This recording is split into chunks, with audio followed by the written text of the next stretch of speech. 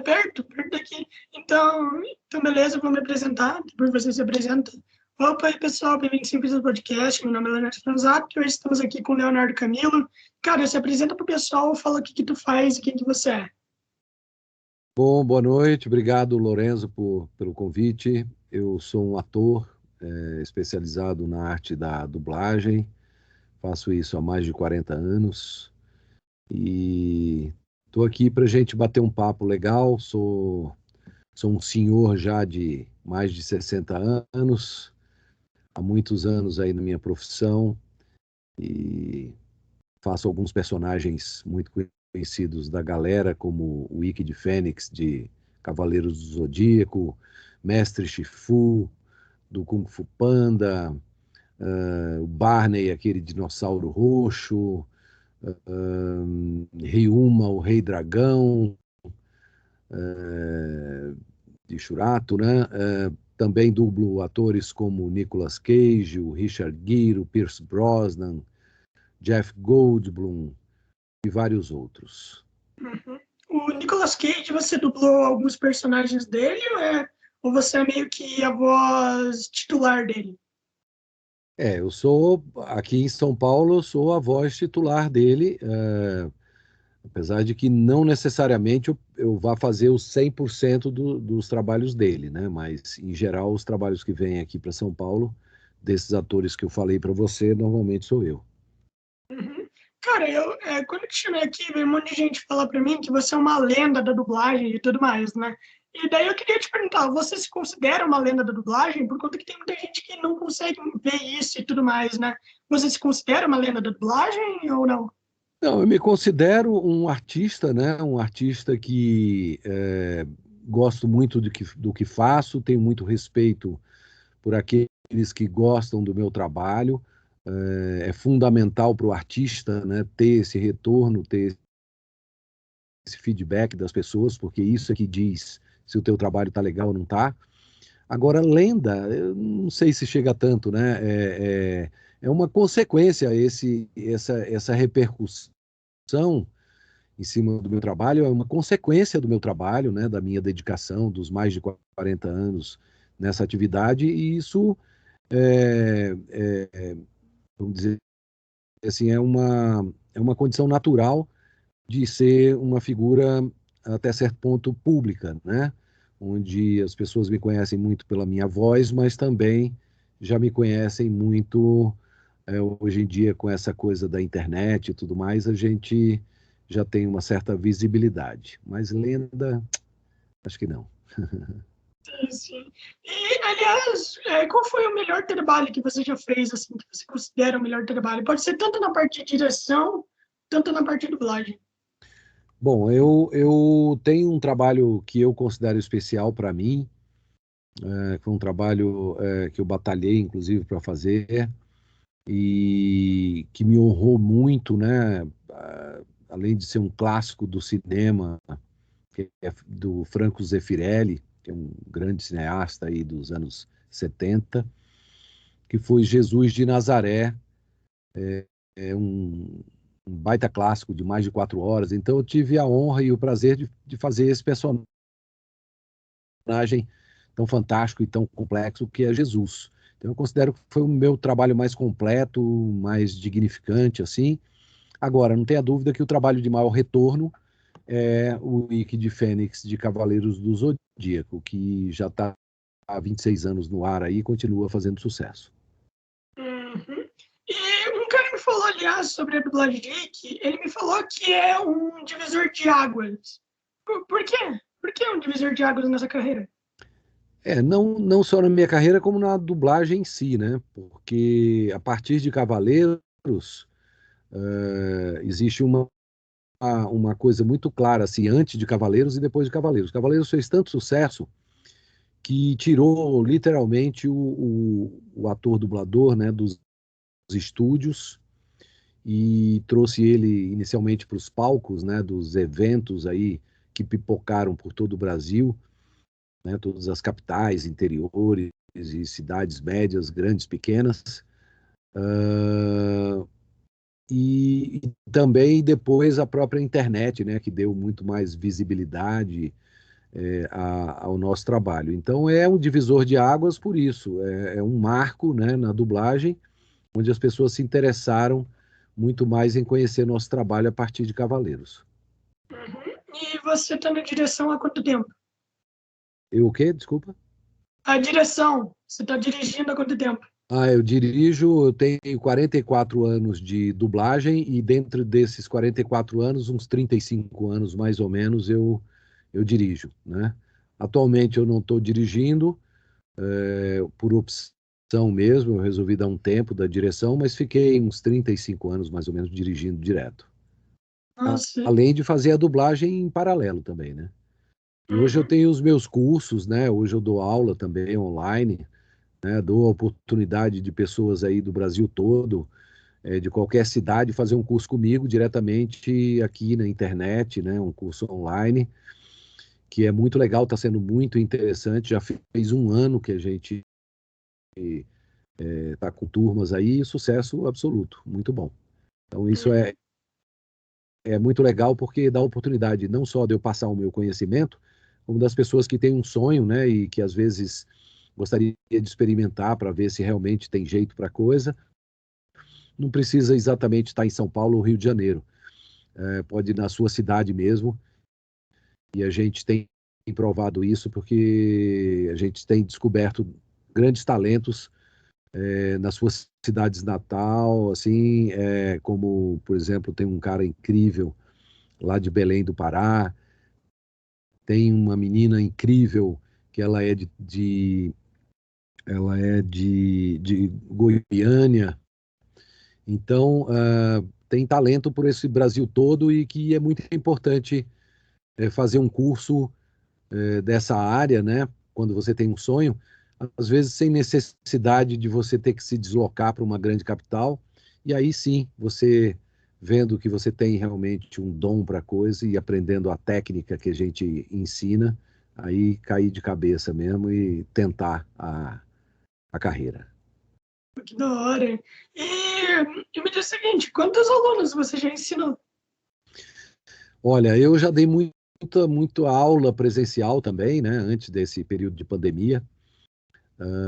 Então, vários profissionais hoje que estão aí no mercado fizeram curso comigo, que eu dava muito aula para criança. Achava que formar criança ia ser uma coisa bem legal, até porque essa fase é curta, né? Quando eles, de repente, eles já começam a mudar a voz, já viram um adolescente, já parte depois para outras fases de voz. Então, formar a criança é formar um elenco muito importante que depois vai migrar para o adulto e seguir carreira. Agora, nesse curso que nós estamos aqui,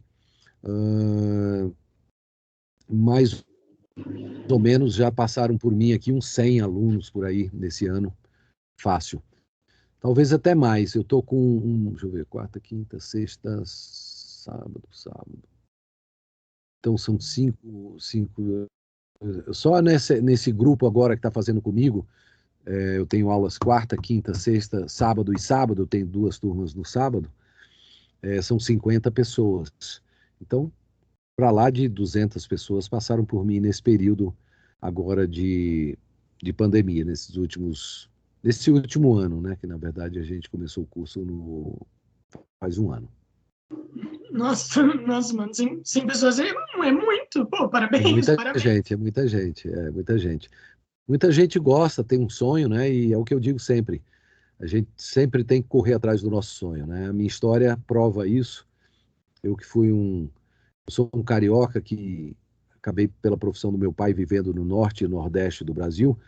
Eu comecei fazendo teatro em Recife e estava muito distante de um centro que eu pudesse me profissionalizar. Então eu tive que correr atrás, pegar minha mochilinha, pegar um ônibus, vir para o Rio de Janeiro, depois para São Paulo, para tentar e conquistar, né, um espaço. E isso já se vão mais de 40 anos, como eu falei. Uhum. É tipo assim, você tá 40 anos na dublagem, então a dublagem deve ter mudado bastante, né? Quais que são as principais mudanças da dublagem de quando você começou e de agora? Olha, muitas, muitas mesmo. A principal, assim, vindo de lá de trás para o tempo de hoje, é a tecnologia, né, que realmente agregou muito valor a essa atividade.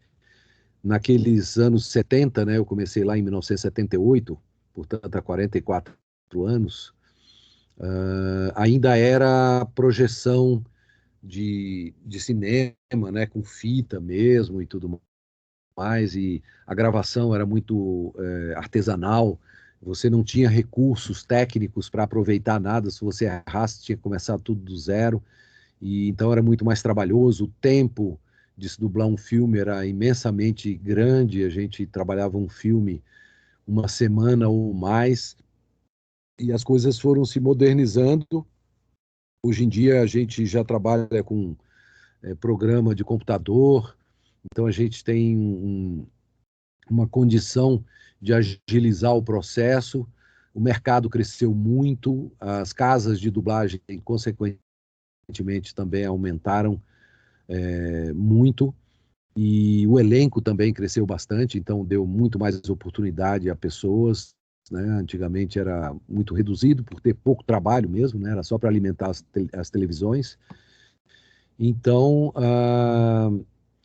assim, houve um salto, né, da água para o vinho mesmo, tecnológico. E isso ajudou muito a dublagem e hoje a gente consegue até trabalhar conforme a gente está conversando aqui, remotamente, à distância.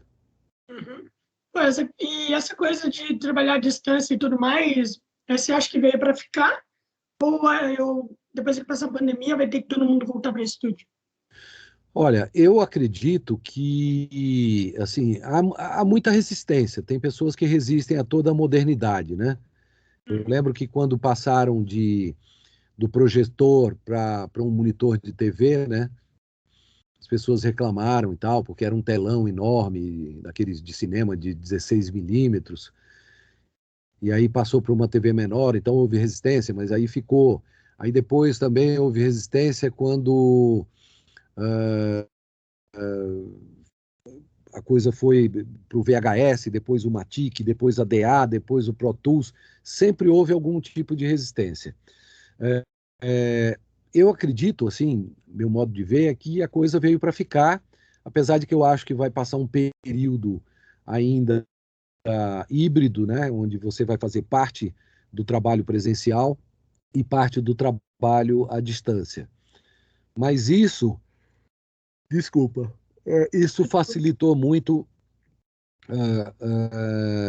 a condição, por exemplo, de eu trabalhar para estúdios do Rio de Janeiro.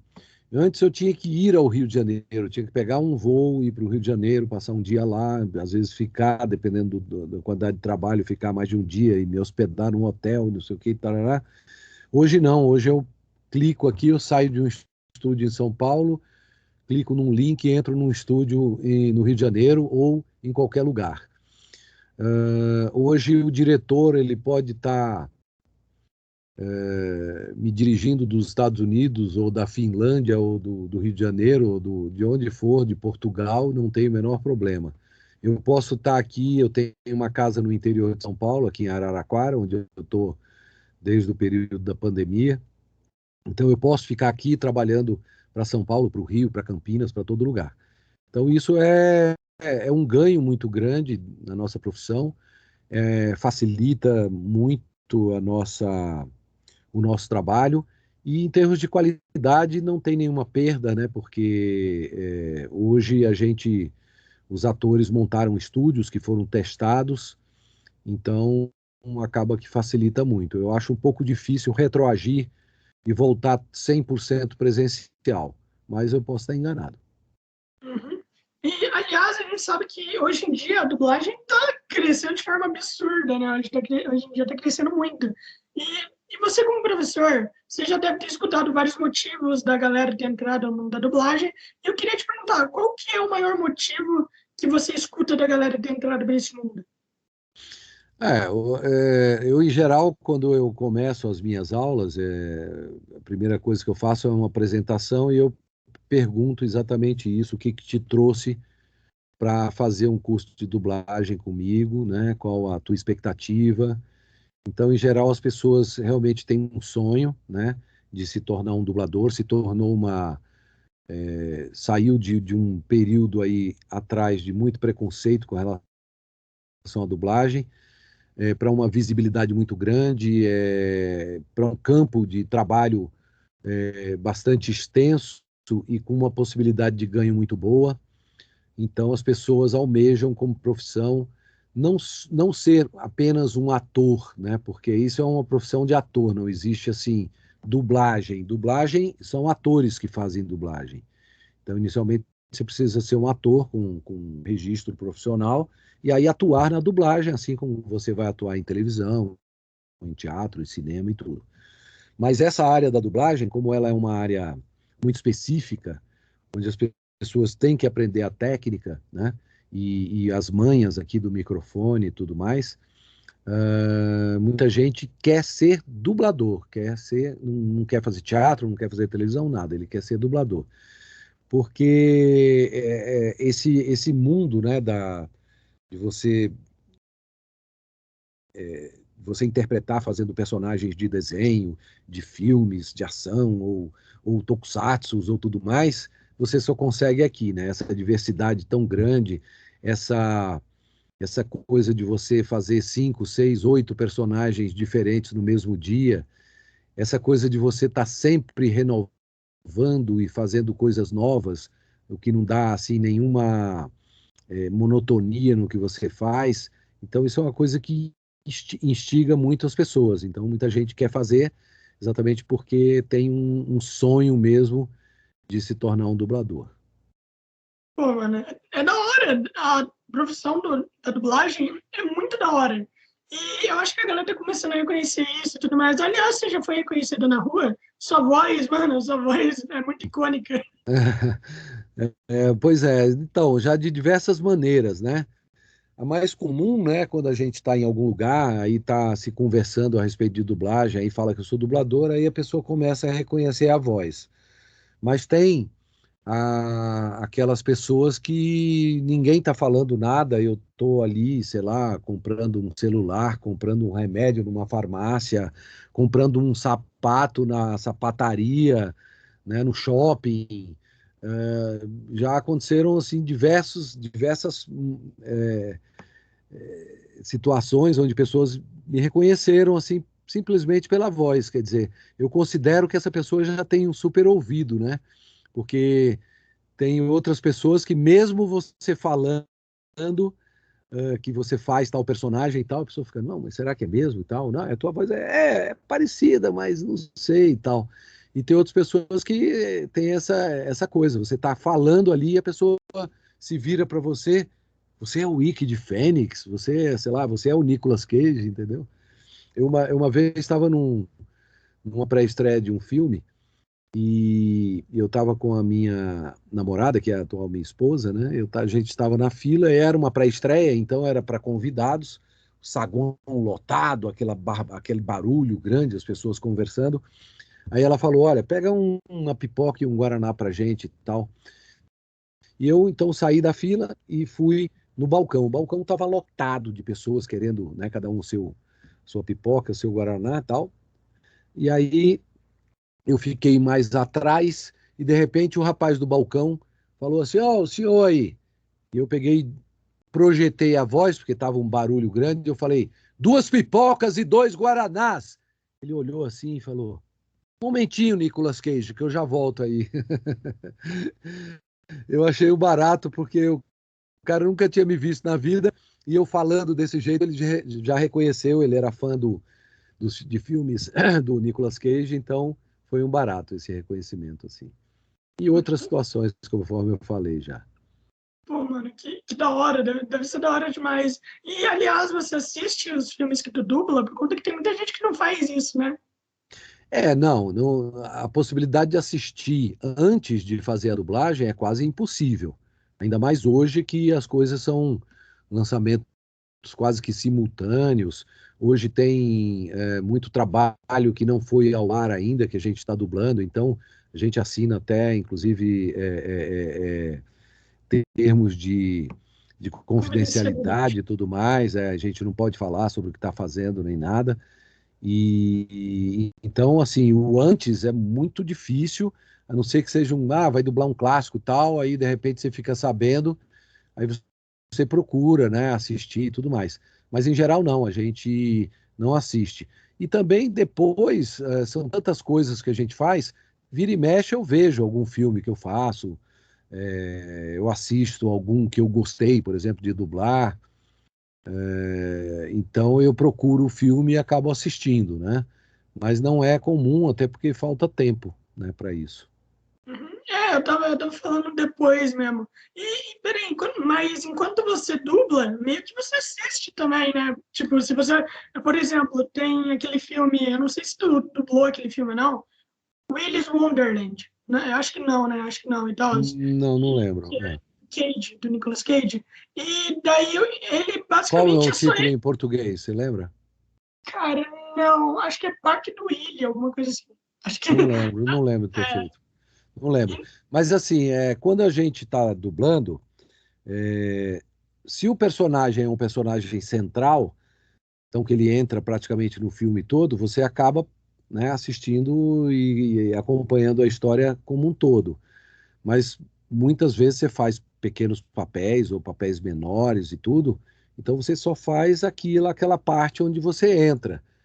Então a informação que você tem do filme é através do diretor, né, que vai te dar as informações e tudo sobre o filme, mas você assiste pedaços só. Não dá para assistir o filme todo, porque nem tempo nós temos para isso. uhum. E como que foi a sua primeira dublagem? Como é que foi? Deve ter sido divertido, mas ao mesmo tempo com medo, um pouquinho de receio, né? Sim, sim. No meu tempo, né? No meu tempo não tinha curso de dublagem, não tinha nada. E chamava era escolinha de dublagem, mas é a tal da escolinha. Você mesmo ficava ali assistindo as pessoas e entendendo, né? Na marra mesmo, na observação, o que aquilo significava, como se fazia. Então você tinha que ter muita vontade de fazer aquilo, porque você tinha que ficar indo lá muitos dias e tudo, e perdendo um tempo, ou enfim, doando um tempo para entender e fazer. Então, no começo, eram pequenos pontas, assim, né? Uma fala de um personagem, um garçom, né? Um carteiro, um policial, alguma coisa que dava uma fala pequena e acabava, né? O meu primeiro trabalho mais importante foi uma série chamada Chips, lá dos anos 70, onde eu fiz um personagem fixo, e ali foi a minha primeira grande oportunidade. Mas com certeza no começo você tem muito receio, né? Tudo muito novo, ainda mais naquele tempo que você tinha que dividir a estante com um colega muito mais experiente, né? Uma pessoa que estrelava aqueles filmes, tinha aquele estigma todo, né? Então, você dividir a estante com ele e fazer uma pequena ponta naquele anel, né, naquele trecho do filme, e de repente você errava lá no final, você prejudicava todo o trabalho dele. Então, a responsabilidade era imensa, e aí, com certeza, também o nervosismo era muito grande. Uhum. Eu entendo. E aliás, como que você faz para divulgar seus trabalhos para os diretores? Por conta que pô, hoje em dia a dublagem está imensa, e daí, né, tem muito dublador e tal, e muita gente não sabe como divulgar seus trabalhos e tudo mais. Então, como é que tu faz para divulgar os seus trabalhos para os diretores? Isso é uma coisa meio osmótica, né? Isso é uma coisa que acontece naturalmente. É, Apesar da classe hoje ser uma classe bastante extensa, com muita gente, mas eu sou um cara que eu venho aí acompanhando gerações e gerações de novos dubladores, né? Eu já sou um veterano, eu já tenho uma carreira solidificada, então as pessoas me conhecem, conhecem meu trabalho, acompanham os atores que eu dublo, né? E consequentemente os trabalhos que eu dublei neles. Os trabalhos de desenho animado, enfim, eu sou uma pessoa que tenho hoje um mercado garantido e eu tenho a minha agenda cheia, né? Eu não preciso fazer uma divulgação assim do meu trabalho, né? Tanto o mercado do Rio, como de São Paulo, como de Curitiba, de Campinas, de outros lugares, conhecem o trabalho do Leonardo Camilo e me contatam, né? Se não tem o meu WhatsApp, procuram em outras empresas, né? Em algumas empresas de dublagem que eu tenho, que tem lá os meus telefones e tudo, e me ligam.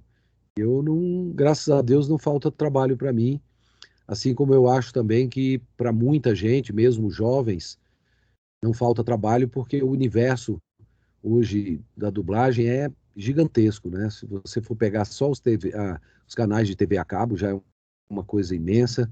Aí você pega mais o cinema, mais os canais de streaming.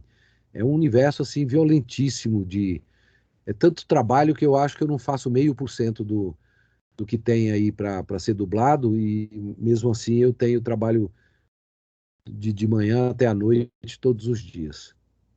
Que da hora. Ah, e aliás, existe material aqui no Brasil que ainda falta ser bastante dublado? Ou não? Ah, eu acho que sim, né? Tem canais que ainda insistem em ter a versão só legendada ou no original.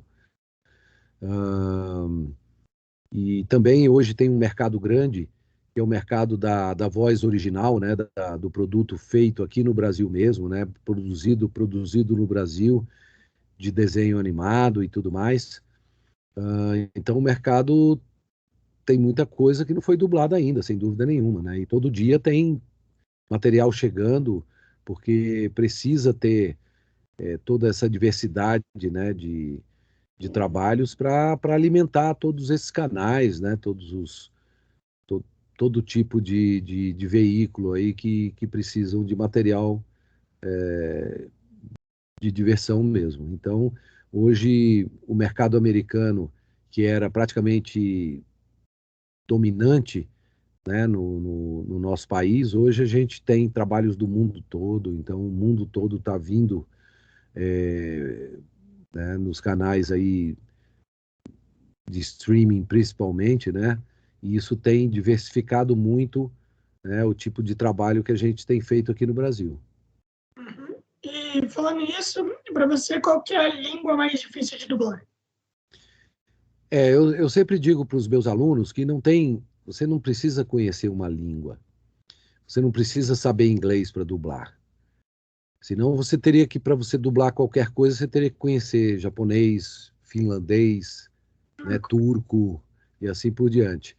Então, na verdade, a gente usa a língua, né, o som, mais como uma referência sonora do que mesmo né, existe um tradutor, né, que já faz a tradução ali para adaptado para nossa língua, né, a versão brasileira, e a gente usa o som como referência, né? Então você não pode se preocupar em querer entender a língua e tudo, porque não é o caminho, não é por aí. A gente não precisa realmente conhecer a língua. E sim a interpretação, ter a técnica da dublagem para saber dividir as falas no momento certo, né? Então, independe de ser japonês, finlandês, turco, chinês, o que for, coreano, a gente dubla tudo, não importa. Uhum. E, aliás, japonês, né? Japonês, você já dublou muito anime, né? E tudo mais. Japonês tem aquela coisa do exagero, né? Tem aquela coisa do grito, de gritar o tempo todo e tal. Tu acha que aqui no Brasil a gente não consegue fazer isso? Tipo, Sim, eu acho que, inclusive, é uma característica de anime, né? Uma característica de ser uma coisa mais exagerada, mais gritada, mais que é o original, né, japonês. Então a gente tem essa pegada também, interpreta a moda dos animes, né? Então vira uma marca de interpretação dos animes. Então a gente faz um pouco mais exagerado também. Agora tem uma característica, falando, por exemplo, da dublagem japonesa dos animes, eles não têm tanta preocupação assim com a coisa do sincronismo, que nós aqui, a nossa escola brasileira, tem muita preocupação em fazer um sync perfeito, assim como a interpretação também. Então a gente, você me perguntou na pergunta anterior qual era o mais difícil. Realmente, assim, o japonês, como ele não tem essa preocupação, muitas vezes ele está falando sem pausa nenhuma e o boneco lá fez uma pausa. Como pode ocorrer também do boneco não ter pausa nenhuma e ele fazer uma pausa no meio. Então, isso torna o trabalho um pouquinho mais complicado, mas como a gente dubla para a imagem, a gente tem que sincar em cima daquela imagem. Como eu te falei, a gente usa a voz como um guia, mas não necessariamente um guia correto, então a gente corrige, porque o interessante é fazer o sincronismo perfeito com uma interpretação muito boa. Então tem essa característica, né? O anime ele tem já essa pegada de ser uma coisa mais gritada, mais lá em cima. Então é isso. São as características dos trabalhos que a gente faz. Uhum. E para a gente só acabar por aqui, para depois eu perguntar mais sobre a sua carreira e tudo mais. É, um dia me perguntaram, daí eu queria te perguntar para você e tal, já que você já está nesse mercado há muito tempo, por que, por exemplo, por que na dublagem o som é sempre maior do que o original? Porque na dublagem, o quê? O áudio é sempre mais alto do que o original. Você fala a voz dublada, O som, sabe? O o, som, o filme inteiro. É o todo. o som do filme. Uhum, é mais alto do que o original. Do que o original? Do que o original. Tipo, o que o cara me perguntaram isso. Daí Olha, depois eu fui ver, eu fui perceber mesmo, e é um pouquinho mais alto mesmo. eu não sei se é uma questão técnica, né, na própria mixagem do filme, né? Mas não é o correto, né? O correto é que seja no mesmo nível, né? No mesmo tom do filme, no original e tudo, né? Não tem muito porquê de ser mais alto, não. Eu acho que isso pode ser algum erro técnico que possa levar a isso, né? Como eu não trabalho com a parte da técnica, né? Da mixagem, do pós-dublagem, eu não sei muito te responder isso, mas eu acredito que seja algum erro e não é uma coisa normal. Uhum. Teve algum personagem onde tu falou assim, meu Deus, mano, esse personagem aqui é muito chato. Ele é Ah, muito tem, chato. tem. Tem muita coisa que você não pode escolher personagem, porque você é escalado, né, pelo diretor ou pelo o diretor artístico da casa ou pelo próprio cliente, e você não, né, não pode escolher personagem. Então, às vezes, tem aquele personagem que você não se encaixa, você acha que o cara é ruim de interpretação e isso atrapalha muito a dublagem. Para mim, eu prefiro muito mais, assim, eu acho muito mais fácil dublar bons atores, né? Que tem um tempo correto, tem uma interpretação no ponto e tudo mais, do que maus atores. Então, é a dublagem pior que tem é você dublar filmes B, assim, filmes de quinta categoria, onde você tem que ter um esforço muito grande para melhorar, inclusive, aquele tipo de trabalho. Então, é meio chato, às vezes, de fazer. Mas faz parte, né? Você não pode comer só o filé, tem que roer o osso também, né? Sim, afinal é trabalho, né, mano? Afinal É não trabalho, pode perder. exatamente. Você não pode dizer, esse eu não quero fazer porque eu não gostei do personagem. Não existe isso. Até porque você vai estar fechando o teu mercado, né? Uhum. Você Sim, sim, vive de uma carteira de trabalho, né? É uma somatória de horas que você trabalha, é o que faz o teu ganho mensal. Não é um fixo, não é nada. Você já ouviu falar de algum dublador que ele, que ele meio que perdeu o trabalho por conta que o personagem que pediram para ele dublar era meio que contra as crenças dele? Por exemplo, um dublador religioso dublar um personagem que ele é meio um vilão e ele é tipo um diabo, sabe? E isso acontece? Ou você acha que nunca acontece? Olha, acontece, acontece. É raro, mas acontece, assim. Eu sei de uma história de um dublador do Rio de Janeiro que eu não conheço, mas essa história rolou porque a religião dele não permitia, é, é uma religião homofóbica, digamos assim, né? E, e aí o personagem que ele tinha sido escalado para fazer era um homossexual. Então ele se recusou a fazer porque a religião dele não permitia. Então, quer dizer, eu acho que cada um é cada um, eu não vou julgar ninguém. é um direito de cada um querer fazer ou não aquele trabalho, né? Mas é raro, eu não conheço muitas histórias dessas, não. Aliás, como é que foi para você dublar o Mestre Fu? O Mestre Fu é calmo e tudo mais, deve ter sido muito legal. Eu acho esse personagem maravilhoso. O Mestre Shifu foi uma coincidência muito grande, que eu acabei, eu quase não dublar, melhor, eu não tinha dublado ainda, isso tem o quê, uns 15 anos ou mais um pouco, que a gente dublou o primeiro Kung Fu Panda para o cinema, né? E eu nunca tinha feito trabalhos no Rio de Janeiro. E, e aí, uns 2, 3 anos antes de ser lançado Kung Fu Panda, eu comecei a dublar o Bruce Willis, porque tinha morrido o Newton da Mata, que era o dublador oficial do, do Bruce Willis no Brasil, né? E era praticamente imbatível, ninguém fazia a não ser o da Mata. E ele faleceu. E como a minha voz muito parecida com a dele, depois de testes e tal, eu acabei sendo a voz do Nicolas Cage, pelo menos a maioria dos filmes dele depois da morte do da Mata. E aí, um belo dia, uma empresa de dublagem do Rio de Janeiro me ligou. Você que dubla o Nicolas Cage, o Bruce Willis, eu digo sim. Aí ele disse: Olha, você pode me indicar algum filme e tal? Eu indiquei lá uns 2 filmes e passou. Um mês depois, eles me ligaram me pedindo para eu fazer um teste numa determinada empresa de dublagem aqui de São Paulo.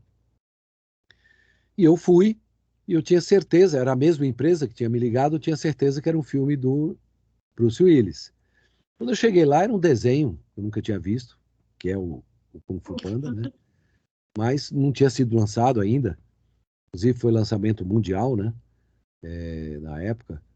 E, e aí eu fiz, e quando eu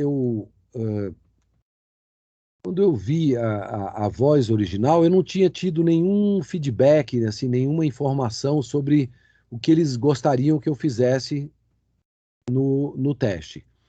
Então, cheguei lá, olhei, eu tenho uma coisa assim de respeitar muito o original, desde que aquilo seja uma coisa legal, que seja uma coisa boa. Então, todo aquele clima, aquela, aquela coisa da calma também, a seriedade, a imponência, né, o domínio, né, na voz que o Mestre Fu tem, eu vi naquela voz original.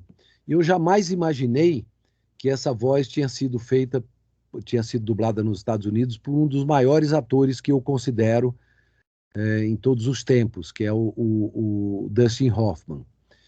É um grande ator que, inclusive, foi um dos que me inspirou assim a ser artista, a ser ator, foi o Dustin Hoffman. E aí, mas eu não sabia que tinha sido ele que tinha dublado lá. E fiz o teste. Um tempo depois, veio a confirmação de que eu tinha ganho o teste, que eu precisaria ir para o Rio de Janeiro. Marquei, fui, dublei. Quando eu terminei de dublar, eu perguntei para a diretora: Escuta, tem uma curiosidade. Eu sou um ator de São Paulo, nunca tinha dublado no Rio de Janeiro. Sou o único ator, sou o único dublador de São Paulo que veio fazer esse trabalho aqui no Rio. Eu considero que tem excelentes dubladores que poderiam ter feito o Mestre Shifu muito bem também. E eu fiquei curioso de saber por que eu sou o único dublador de São Paulo e por que eu fui convidado então para fazer um teste e estou aqui fazendo o Mestre Shifu. Daí ela me virou e falou que o próprio da Mata também dublava dublava o Dustin Hoffman. Além de dublar o Bruce Willis, dublava o Dustin Hoffman. E os americanos, né, a Paramount, que era a distribuidora do filme para cinema, eles queriam o dublador que dublava o Dustin Hoffman no Rio de Janeiro. Como ele havia falecido, então eles acabaram chegando a mim por eu ser o cara que tinha herdado alguns trabalhos do da Mata. Então, por vias tortas, eu acabei fazendo o Mestre Shifu. E assim, foi incrível, né? Eu adorei fazer. Tava lá cliente, foi bastante exigente o trabalho, né? o que eles queriam e tudo, mas eu consegui fazer uma coisa que agradou muito e acabei fazendo toda a série, os outros filmes e tudo mais, e foi um sucesso, como até hoje também muita gente gosta do Mestre Shifu, do que eu faço. Então, é isso, é uma somatória de trabalhos que vai dando a tua visibilidade dentro da tua carreira. Uhum. Aliás, o negócio do Piccolo da Imao, né? Eu sempre erro o nome. Então, você é a primeira voz dele, né? Teve duas Sim, vozes. sim. E, e por que eles mudaram as vozes e tal? Por que normalmente eles mudam a voz no meio do desenho?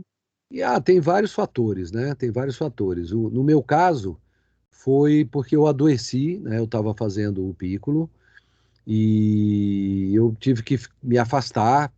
Eu fiquei 3 meses fora de São Paulo, tive que ir lá eu fui para casa da minha irmã me tratar e tudo mais. E aí, como o trabalho estava sendo feito, não podia parar por minha causa, então foi uma substituição necessária por conta da produção estar rolando, né? E aí o meu amigo Luiz Antônio Lobui, um grande irmão, um grande amigo, um grande caráter também, um cara com a ética muito forte, ele quando eu voltei do meu isolamento lá para me tratar, ele quis me devolver o trabalho, falou, não, e tal, é seu. Falei, não, cara, você já fez muito mais do que eu mesmo fiz e eu acho que você deve continuar, não tem, eu fiz pouquíssima coisa. Mas é interessante que eu fiz esse trabalho lá no começo, né, da série, e até hoje as pessoas falam onde eu vou, em evento que eu vou, em palestra que eu vou dar, todo mundo fala desse personagem. Então realmente marcou muito. E eu imagino se eu tivesse feito todo o trabalho, o quanto isso teria rendido na minha carreira. Pô, mano, sua voz no Piccolo ficou maravilhosa. É que eu comecei a ver recentemente. Eu terminei o Dragon Clássico recentemente também. Então Uhum. eu acabei de ver sua voz no Piccolo, É, né? basicamente. Então, o E, pessoal gosta muito, é. cara, tá muito boa, mano. Tá muito Ah, boa. Tu obrigado, fez um obrigado. ótimo trabalho. Legal. E, cara, de todos os personagens assim que tu já fez, é claro, se você não quiser falar, não precisa. Mas qual é o personagem que tu menos gosta, assim? Claro, se tu não quiser falar, não precisa falar, Não, obviamente. assim, não tem assim, eu não escolho o trabalho, assim, a gente tem milhares de trabalhos que a gente faz, todos os dias tem trabalhos novos, então tem aqueles que você faz apenas uma participação. é, Agora, é assim, talvez assim, os trabalhos menos dignificantes, digamos assim, mas ao mesmo tempo um trabalho profissional e tal, foi na época daqueles filmes meio porno chanchada que havia na Bandeirantes e nos anos 80, 90, mas eram filmes muito vazios, assim, de enredo, né? Muito mais ligado à coisa do sexo e tudo, mas era um trabalho, né? Assim, eu não, se eu fosse escolher, realmente seriam esses trabalhos o que eu menos colocaria no meu currículo, né? Uhum. E, aliás, quando você olha, tipo, toda a sua vida, tipo, desde o começo e tal, qual é a perspectiva que você tem dela? Eu sempre pergunto isso para todo mundo, pois eu acho bem interessante. Qual é a perspectiva que você tem da sua vida?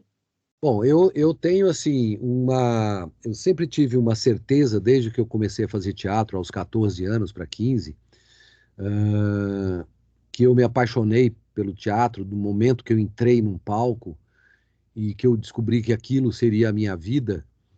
Eu me dediquei a isso, eu comi muito pão duro mesmo, eu comi na casa dos outros por não ter dinheiro, eu andei muito a pé por não ter dinheiro, dormi na rua por não ter dinheiro, mas sempre no foco de me profissionalizar, de conquistar um espaço dentro da minha carreira, daquilo que eu amava.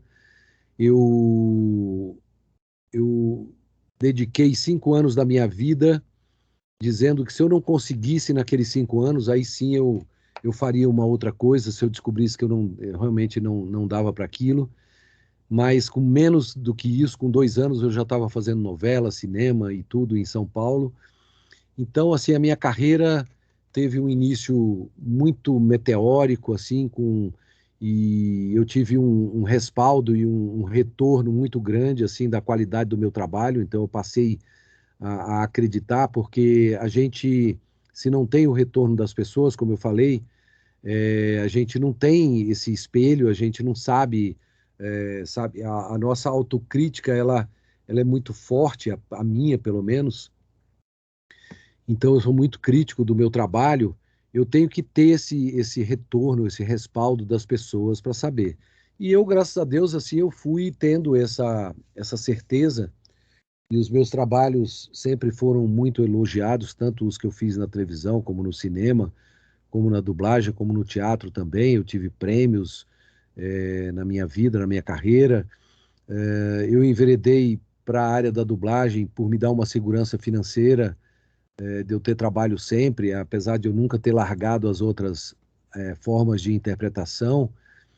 Mas eu me considero uma pessoa muito feliz no que eu escolhi para fazer na minha vida, me considero realizado, me considero vitorioso, e a perspectiva que eu tenho é de, até quando eu puder, eu estar fazendo o que eu faço porque eu amo, porque eu respiro a arte e porque essa é uma das profissões que permitem é, a gente fazer ad eternum, né? Não tem um tempo assim, nem para você começar e nem muito menos para terminar, porque tem personagens para todas as idades e eu estou aí para continuar a minha carreira.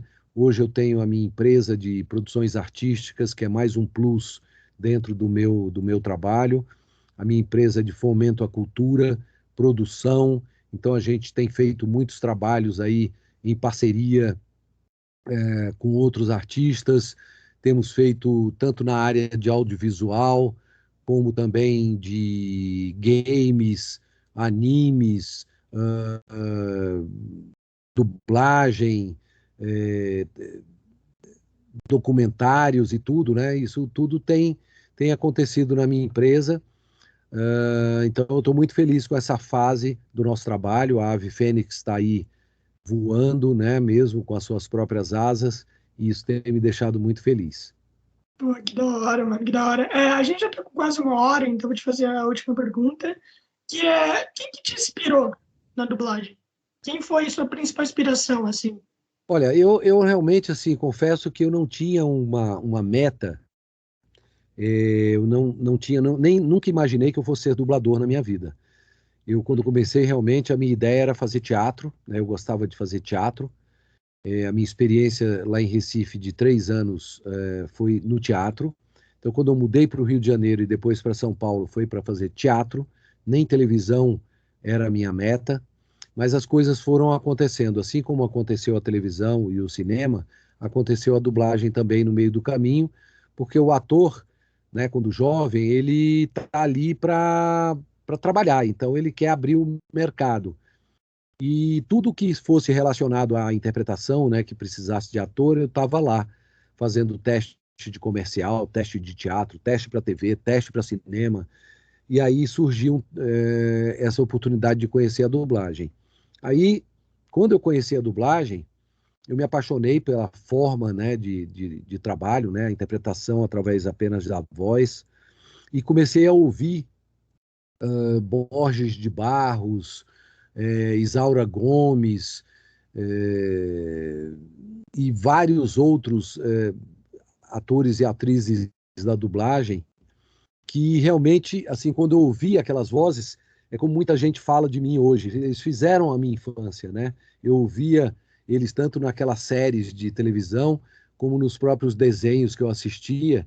Então, ouvir aquelas vozes foi muito mágico para mim e me inspirou, assim, esses grandes mestres, assim, da dublagem, me inspiraram a começar e a continuar até hoje nesse ramo, né? Além dos atores que eu já tinha te falado, eu que era um cinéfilo, eu quando jovem, eu adorava muito cinema, então eu tenho grandes atores assim que me inspiraram, como o próprio Dustin Hoffman, que eu estava falando, é, e outros grandes atores americanos, por exemplo, foram assim, as minhas referências.